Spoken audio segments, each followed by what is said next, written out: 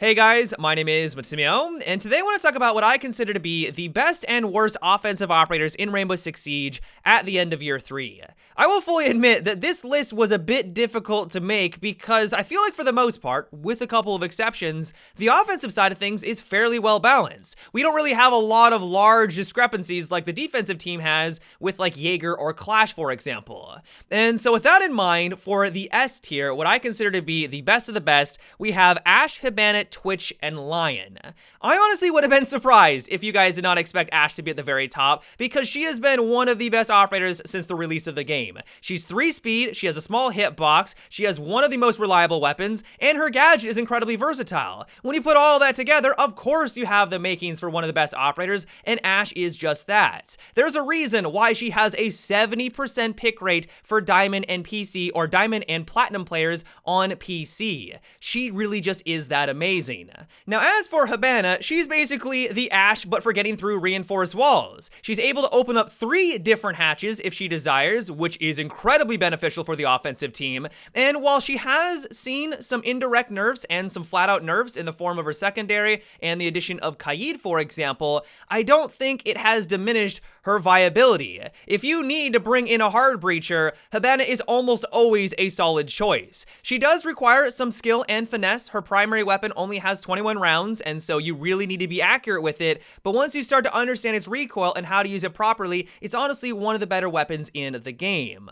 Speaking of amazing weapons, we have Twitch. Let's be completely honest with ourselves. The reason why we play as this character is because of her weapon. Her gadget is great, don't get me wrong. Being able to take care of the wide variety of gadgets and traps scattered around the map, especially being able to open up mirrors, is incredibly beneficial. That is a really strong aspect about her, and that's the reason why she is in this S category. But what it really comes down to is that primary. It's honestly the best in the game, at least in my opinion. Its high damage coupled with its blazing fast rounds per minute, alongside having an unmanageable recoil, you don't even need to go for headshots when you're playing as Twitch because you basically just melt everyone in front of you.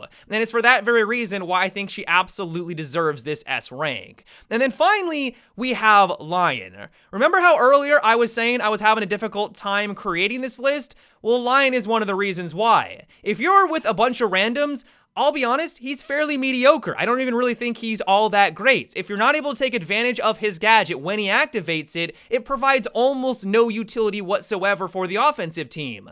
In a competitive sense though, if you're with a 5-stack or with just a bunch of buddies who are making good callouts, he is overpowered or borderline game-breaking. Ubisoft has even come out and admitted that requiring an operator stand still even for a short period of time is a game-breaking mechanic. This is one of the reasons why Tachanka just doesn't work in Rainbow Six Siege, and why Lion is going to be getting a rework in the future. And so it's for that very reason why I've decided to place him in this S rank. For the vast majority of the player base who are just with a bunch of randoms, he's kind of mediocre, but it's because of that game-breaking mechanic why I'm really hoping he sees some changes in the very near future.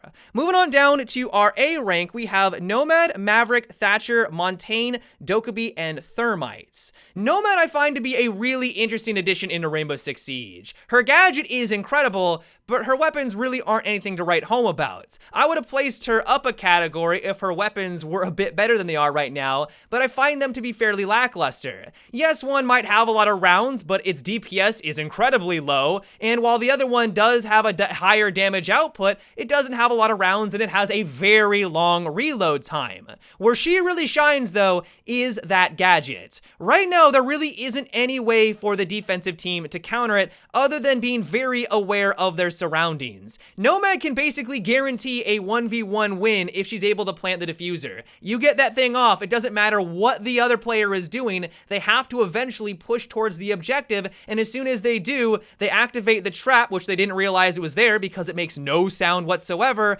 They're on the ground, they have no way of retaliating, and Nomad can get the easy cleanup. It's for that very reason why I placed her in this A rank. Now, as for Thermite and Thatcher, they have always been a solid solid choice. They're basically the peanut butter and jelly of Rainbow Six Siege. Like, if you have one, you probably need the other. Their weapons are great, maybe not the best in the game, but they're very accurate, they have great damage output, and on top of that, their gadgets just do exactly what you need them to do. They're very reliable. If you need to get through a wall, these are the best guys at going about it. Now, Dokkaebi is someone that I would easily put in the S tier a couple of months ago, and that's because she had no weaknesses back then. Her primary weapon was amazing at taking people out at a distance, and as soon as things got up close and personal, she could just simply switch on over to her secondary weapon and melt anyone in front of her. But because Ubisoft nerfed the SMG-12 ridiculously hard, like it's nowhere near its former glory, it has an insane amount of recoil now, I feel like she's in a much more balanced state. Still incredibly powerful, like I think she's one of the best operators, but she now at least has some weaknesses. What isn't weak though is her gadget. Being able to call the entire defensive team whenever you want and use that information to your advantage is incredibly powerful.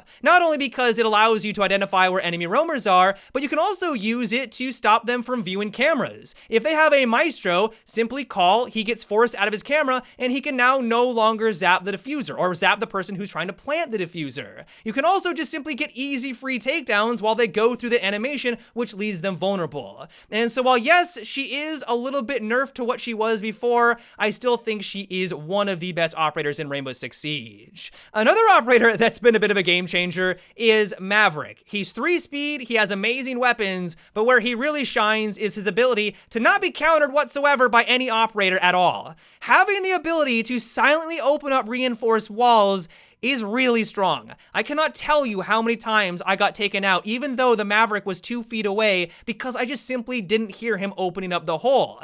And if that wasn't enough, he can then open up a much larger hole and get onto the objective. He's not countered by Bandit, he's not countered by Mute, he might take a little bit of damage, but he really is the complete package for the offensive team. Really the only reason why I haven't put him a step further is that on some objectives and maps, he isn't as useful. If you need to get through a hatch, he's not all that great. If you need to get through certain walls, he's pretty vulnerable out in the open. It would be better to have a thermite, for example. But other than that, as long as you know what you're doing, he is a very difficult operator to deal with on the defensive side. And then finally, we have Montaigne. Monty has been a staple for offense for a really long time now, but I feel like these last couple of seasons, he's grown in popularity and strength. I don't know if that's because of the meta shift for other operators. I don't know if that's just simply because Monty or Shield players now know how to use him properly, but he's terrifying. A really good Monty is challenging to deal with. If he starts to push into your room, you gotta make the tough choice. Am I gonna focus on him because he might ADS, or am I gonna look at the doorway because someone's probably gonna round the corner because he's gonna make callouts exactly where I am? No matter the choice, it's gonna be a hard one, and it might be the difference between my team winning and losing. Moving on down to our B rank, we have Zofia, Blackbeard, Jackal, Blitz, Capitao, Glaz, Buck, and Sledge. I really wish that I could get a handle on Buck because I find his gadget to be one of the most versatile. Being able to open up soft walls directly in front of you, being below the objective and open up the ceiling, either to take people out that are unsuspecting or just to simply take out gadgets. He's kind of like a pseudo Thatcher in that regard on some maps. If you want to, you can also be above the objective and of course open up the floor and take people out below. His gadget really is that powerful. The only thing holding him back though, at least for me, is that recoil, and only that recoil. And while it might hit really hard, which is one redeeming quality, it doesn't matter if I'm not actually able to hit the target consistently. And so while I love the concept of Buck, I think that his gadget is incredibly fun to use. It's because of the very weapon why I kind of drift on over to another operator, which is Sledge. Sledge is basically the same operator with a little less versatility because you can't really hit things below the objective, but you do have a much more reliable weapon, at least in my opinion. It is laser beam-like accurate. And while it may not have the highest RPM, that accuracy along really great damage makes it the complete package for me. Sledge has always been one of my favorite choices. He is the operator that I always recommend for newer players to get involved in Rainbow Six Siege because he's just easy to learn. His gadget is very simplistic, his weapons are reliable, and it's because of that why I truly do believe that Sledge has always been one of the most balanced operators in Rainbow Six Siege. Now, as for someone that Ubisoft has had a difficult time balancing out, we have Blackbeard. When he was first released, he was basically overpowered. His shield had 800 HP. People didn't even realize that you could actually break through his shield. He was basically an immortal god outside of every single window. There was no way you could deal with him other than maybe get a lucky flank off. They then nerfed him. They then nerfed him again. And now I feel like he's not really fun or balanced, but I feel like he's finally in a position where they can't really do anything more to him, because if they did, he would just be completely worthless. The fact that Ubisoft decided to bring in a character that can absorb headshots in a game that all revolves around headshots has been something they've been trying to deal with ever since he came out. And so while I don't think that he's necessarily not a problem, I still think that he can be pretty annoying in some cases. I do think that he is a solid B tier operator. Now, one operator that I know that many people are going to disagree with me on is Blitz. Many people find him to be overpowered, and in some cases, I agree. When he's able to close the gap, there's nothing you can do. It feels like everything is out of your hands, and it's not fun to go against him. But I think that's kind of the mistake that people make when it comes to Blitz. He's more annoying than he is overpowered. If we take a look at his win and his pick rate, if he was so busted, you would think that everyone would be playing as him and he would have a really high win rate, but he's actually at the bottom of the tier there. Like, he's really nothing to write home about compared to a lot of the other operators for the offensive team. And so I think that's just really what it comes down to. When his gadget works, it really works. It takes the control completely away from you, and that's frustrating. Like, that's not a fun game mechanic, and I think that's why he's so despised. But in the grand scheme of things, I think he is more of a B rank character because he is so much more situational compared to a lot of the other options out there. Speaking of situational, we have Jackal. Jackal for the longest time was one of my favorite characters in the game, but it seems as the game progresses, his usefulness not necessarily diminishes, but doesn't become as special or as useful as he was before. With the additions of Lion and Dokkaebi, he really isn't the king of finding roamers. He's still good at it, like, don't get me wrong, especially if you do couple him with a Dokkaebi and a Lion. It feels like that roamer has absolutely nowhere to go at that point, but I think by himself, those other characters have kind of stepped into his territory a lot and overtaken him to some extent.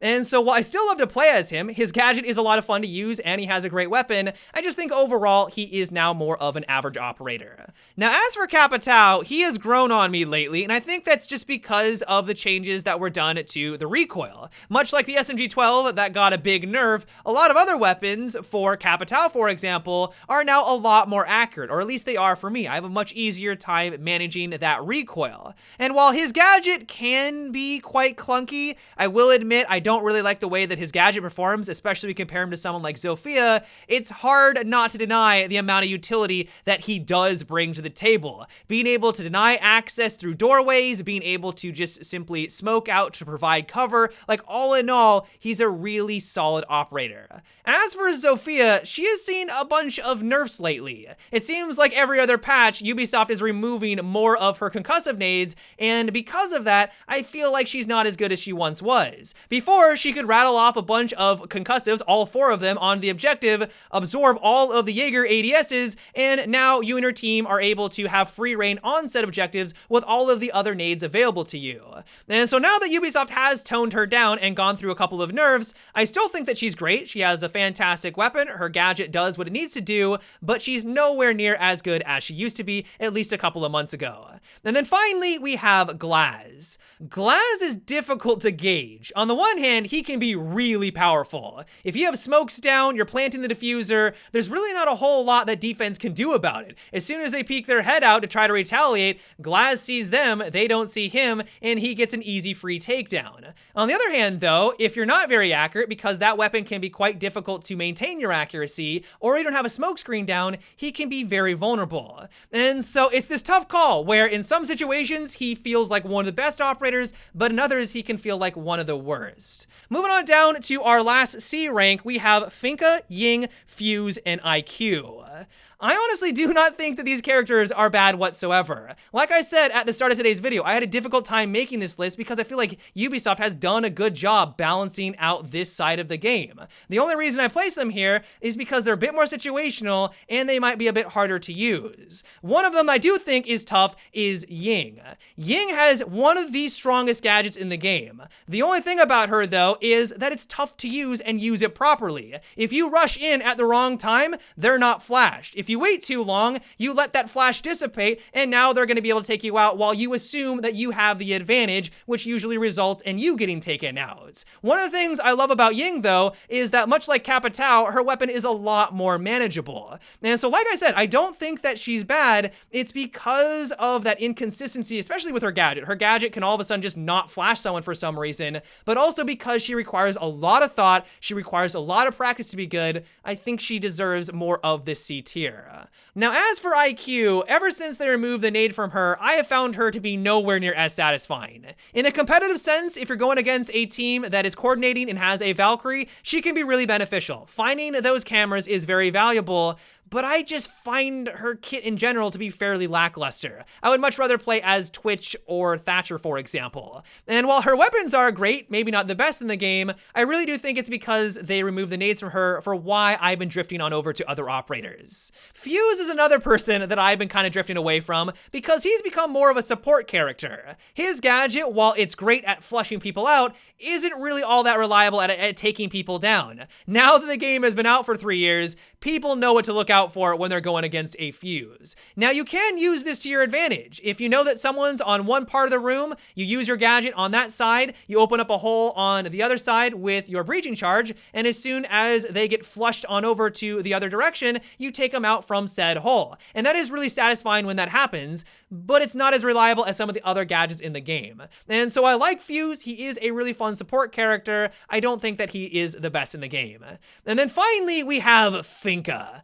I don't know what it is, but I don't like her whatsoever. I don't enjoy her weapons. I don't like her gadget whatsoever. I don't like the way that she changes the way the recoil pattern works. Even when she's on my team, it's like, okay, cool, I've overcompensated and now I don't get the headshots. There's just something about her that has never clicked. And while I don't think that she's bad, clearly she's doing something right. She has a really high win rate, but for some reason, I just find her to be really mediocre. But yeah, guys, that is about it for today's video. I hope you enjoyed. As always, this is just my opinion. I'm sure that many of you guys are going to disagree with where I place certain operators, and so let me know what you guys think about this list. Would you move some of the operators up and down? Where would you place them? Let me know down below in the comments. But yeah, guys, until next time, have a good one, and take it easy.